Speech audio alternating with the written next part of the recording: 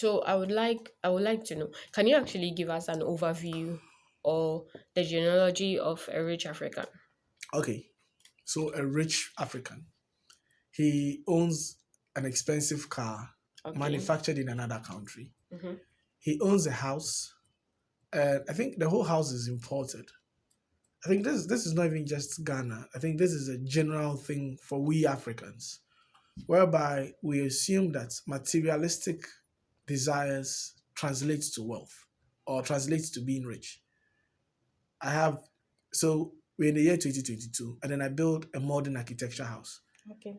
If assuming I have 10 condos in the next 20 years, whatever style I've built is obsolete. Okay, Yeah. so I'm at the place of authority. I take money from the country. I import Italian tiles. I import Spanish tiles, Spanish sinks, Japanese toilets, pots, and then I use in the buildings. Yeah. Whenever there's maintenance, I pick state funds, and then I import these things back into the country. You say you're a wealthy African. I'm not saying you should not enjoy your money. I'm sorry, that's not what I'm saying. I'm just trying to let us look at this for a second, okay? Look at life from a different perspective. Toyota is a Japanese car, okay? Yeah. You don't see Japanese people driving Toyota. They use bullet trains and they export Toyota to Africa. South Korea, they don't have even anything. They just have sand. I don't know any resource they have. South Korea manufactures Hyundai and Samsung, and they Yeah. export. Samsung is $1 billion industry. Okay, and look at us with all the resources. But then what do? We just buy from them. A Ghanaian works, gets a bit of money, politician, he managed to smuggle some money, he picks money. Let's look at the genealogy. Buys a Rolls Royce Yeah. for a billion cities or a million cities or a million naira or a million shillings. Fine, you bought a Rolls Royce. You're driving it. Hey, he's rich. Okay, fine. Is he rich or he's making English people rich? Because Rolls Royce is an English brand. So when you think you're an African and you think you have money and you think displaying your wealth is acquiring material things from another man's country, I'm sorry, then we are lost as a people. Being rich, another dimension. Yeah. His immediate family is fine. If I have money, my children and my wife and my brothers are sorted. No. So we are okay. So we can import things and then school abroad and yes, fine. All of that is okay. But then let's think beyond. Let's take a minute. Okay, it might sound strange, but then if every African lifted his eyes from the latest soap opera or the latest music video or football match for long enough to engage his brain, he will understand that we also are principal agents in our own destruction. When he gets a bit of money, he's buying a Rolls Royce, a Range Rover, a Yeah. Bentley. Okay, if you buy a Bentley, you have to maintain it, you have to import the parts. I use a car. We don't manufacture, we manufacture just Kantanka here. I Yeah. use a Toyota, which is unfortunate. I don't have enough money. Yeah. But there are those who have enough money to buy Rolls Royces into the country, ship the car out of the country to maintain and bring it back. From my perspective, it's actually waste of money because you can afford to make Ghana great with your money. You can afford to invest your money. Oh, the system is not volatile. Our places are not good. Our cars are not good. Let's start from somewhere. Yeah. One person has to start. You have to start. Okay, so you have the money to buy a Rolls Royce. Can you build a railway line from the city to a place? Let's understand that. See, no matter Jay-Z made the song 444, right? And one of the lyrics was still a nigga. Whether you're a rich nigga, poor nigga, failed nigga, you're still a nigga. Yeah. Muhammad Ali met with George W. Bush. Okay. And what he told him was still a nigga. Meaning that no matter what material possession you acquire to the world, as long as Africa is bleak and disrespected, you'll be bleak and disrespected. Your son can have a Harvard College degree. He's still a nigga. You can pretend you don't know what I'm talking about. You can pretend I'm inciting something, but then the reality is this. Invest in Africa. Invest in Ghana and Nigeria. I heard in Abuja when they are having a meeting, Nigerians have the highest number of private jets in the world. They own the most private jets more than any country. Nigeria. Okay. Okay? Yeah. In Ghana, we import the most wigs. I think it's 128 million. America is number one, followed by Nigeria, Ghana, What the whole what world. what did you mention? Wig, artificial hair. Okay, the Artificial hair is hair the import. ladies Yeah. The use, one yeah. the fake hair they put on their head that they touch like it's theirs. Okay. We Yeah. no matter how much money you have, if let's say you have a million CDs, 500 million in your account now, Yeah. and you have this complexion, Mm-hmm. think beyond your family. Because if they are placing a ban, they placed a ban on Africa, they placed a ban on Ghana. Recently, the Yeah, they said Arabs they placed the ban on on some our African countries, passports. our Yeah. passports. How We come? and Nigerians And, are and, our and brothers, yeah. yeah, and Cameroonians and the list. And I'm like, how can a desert place embargo on us? It was the Europeans who used to do that. Yeah. But then now they also do. The Chinese did it during the COVID era. They, the initiators and then the founders of the virus, decided to place bans on us and spread propaganda. I mean, as long as you're black, okay, we will all leave this world one day. Think about your children. If you don't have children of your own, think of your brother's children because we are all distant relatives. If Africa stands, it stands with us. If you own a Rolls Royce, it doesn't make you rich. It makes the European who manufactures it richer. If you think you wearing a Gucci makes you rich, no. How simple can you be? How simple-minded can you be as a person? Like, if I said this earlier, if somebody has to convince you to love yourself, to love your people, then there's something wrong with you. Somebody has to convince you to think about your people. When they build the malls, these ShopRite malls, they are South African malls. Yeah. Okay, let's look at things in perspective. ShopRite malls are South African malls, and they're not even owned by the Africans in South Africa. If you don't know, they are owned by the Europeans in South Africa, the whites. Yeah. They control 80% of South Africa. MTN is owned by them. Mm-hmm. I'm not bashing anybody. I'm just saying we Africans should learn to love ourselves. The days of slavery are not over. If I was a slave, this won't happen to me. Fine. This is your chance. It has Because just been refined. it has just been refined. We know Nigeria, Ghana, we say it in Ghana that everybody should bring a plane that they want people to go to America and go. How many people won't go? Tell me. As our lifestyles, our choice, our preferences has made us slaves in our own rights, have made us slaves in our own countries. If you don't know, these people live in fridges, in snow areas. It's not they live in the most hostile environment. There's nothing fun about snow. They make you look glamorous on air. It's something else. These Dubai, these artificial deserts, we are the ones with the actual resources. Let's learn to purchase African. Let's learn to purchase Ghanaians. The conception that he has money, he bought this Apple pineapple phone. He bought this Samsung phone. He bought this Chinese phone. That makes him rich. No, please, no. You're making whoever manufactured it rich. They smuggle resources from here, turn it around, come and sell to us, and they don't even use it. When there's this video of Jeff Bezos, the owner of Amazon, in 1998, when he was worth 10 billion, Yeah. he was driving a Honda. And the interviewer asked him that, Jeff, how come you're 10 billion rich and you are driving a Honda? He said it's a perfectly good car. 10 billion, as of 1998. How many people in your neighborhoods own even half a million and are not driving in Land Cruiser Prados? Still on the genealogy. If you have a bit of money in Ghana, all the CEOs drive Land Cruisers now. For what reason? We don't want to establish our train lines.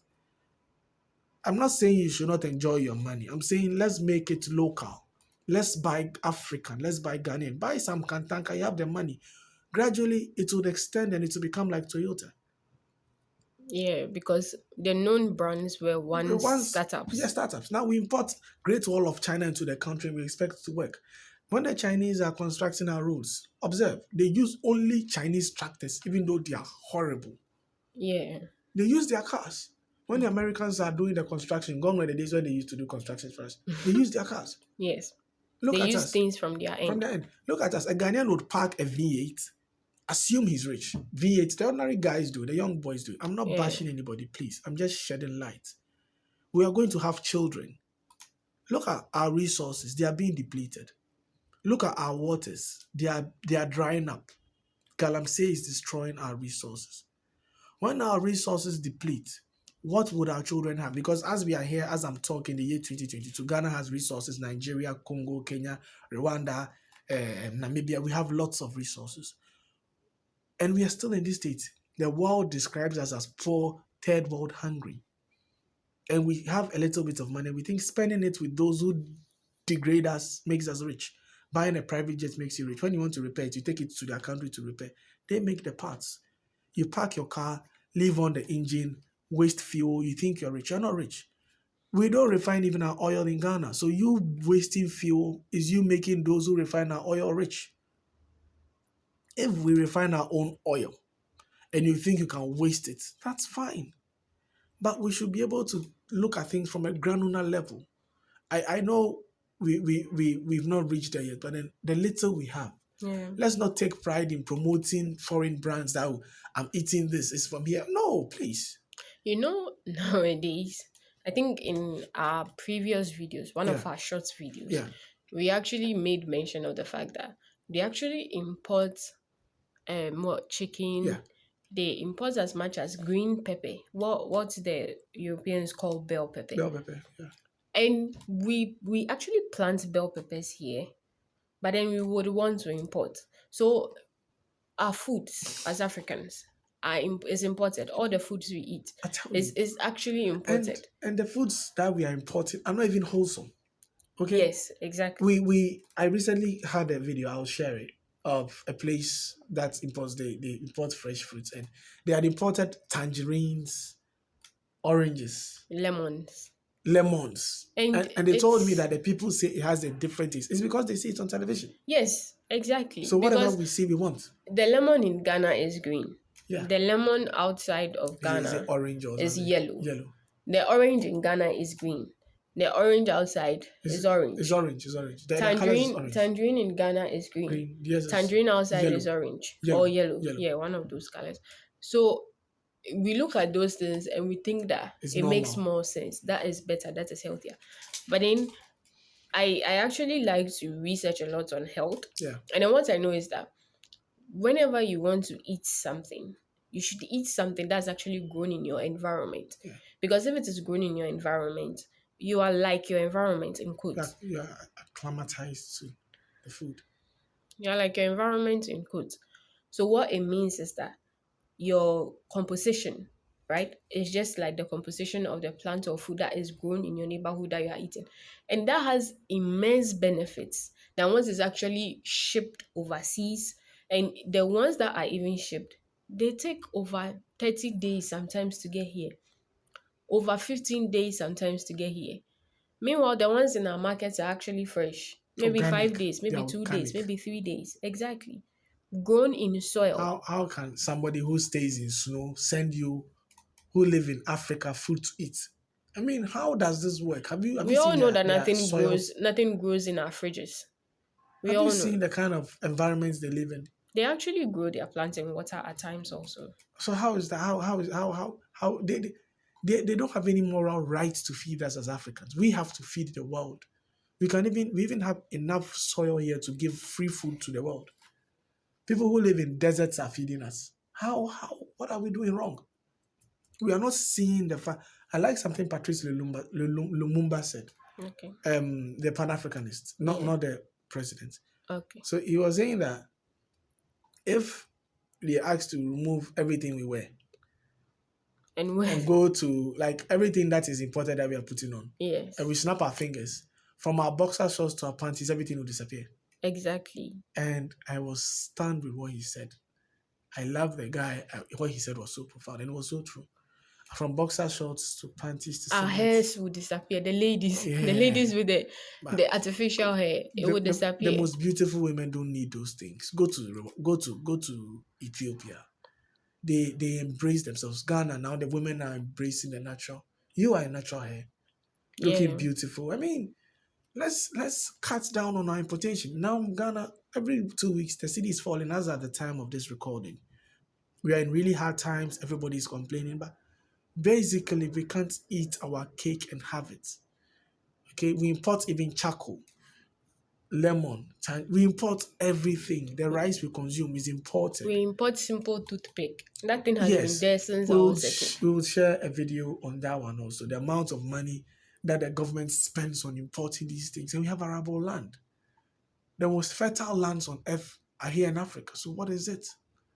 Then I think it's actually right, like you're saying, for the wealthy Africans to actually invest in Africa. Yes. Instead of looking at making the Europeans more Well, richer, yeah. they can actually look at how they can make themselves richer. Because if you Yes. invest in Africa, you're actually How making much is a yourself Rolls richer. Royce? Okay, how much is a Rolls Royce? How much would it cost you to ship a Rolls Royce from here to England and have it fixed and then brought back to you? Okay, look at that. And then look at the cost of 5'3" people with Rolls Royces in Ghana, Bentleys, Maseratis. I saw a Maybach today, a Mercedes Maybach, a 2021 model. Okay. And you people come together that, okay, fine, we are fed up. We want to start a railway company. Where are the technical schools? We are building a railway company from Accra to Kumasi, from Kumasi to Takrady. Do you know how much profit you people will make? Do we need rails anymore? All this traffic congestion. It will cut down on the fuel we import as a country. Because the more fuel we import, the richer we make the people who have tied us down richer. Okay? So these are basic. I'm not better than anyone. I'm just suggesting. This is my humble opinion. Let's try to cut down on how we use things. God being so good, we have our own electricity. So we have light in Ghana. Yeah. Assuming we're buying petrol, we'll make them richer because the more fuel we buy, the richer those who refine it get. So we cut down small, we cut down on our exportation. The government bans importation of used clothing like Rwanda did, you know, so that when you're rich, you get properly rich, you get African rich, royalty rich. Not you are rich by wearing foreign clothes and you say you are rich. You are not rich. You're just making your slave master rich. I mean, So ideally, are rich in quotes or wealthy Africans in quotes. It's about time we look at how we can actually make our countries better, whether it is Ghana or out of Ghana. We can actually be the ones to be the pace setters. Little drops of water makes a mighty ocean. One person may start with a small business, or one person may build a factory. As time goes on, you're going to see that you have more people building factories like you, yeah, because now they have people to look up to, not just themselves, not just a white person who is obviously not sitting around them. So it's up to us to actually change what rich means in Africa. Rich in Africa from now onwards can mean assets rich. I am rich in assets, not African assets. liability Yeah. rich. Not Not European liability inventions. rich. No. Because we could actually look at how we can actually make ourselves better day in and day out. There are lots of problems in Africa. Every time you solve a problem in Africa, that's actually you looking at a business opportunity. So let me put it this way, we are helping all of us to be rich. We are Yeah. helping ourselves to be rich. Each of us for all of us.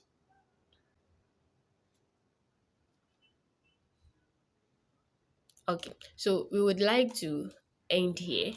It's actually been a very good discussion. I hope we have actually given you a different perspective on who is wealthy in Africa. I really do, because we are actually tired of actually seeing that rich in Africa means liability rich. We would really like to encourage everybody to look at how they can actually make themselves richer and then help the people in return. We would like to end here. So until we come your way again, this is a different perspective from the other perspective. Thank you. Have a good week.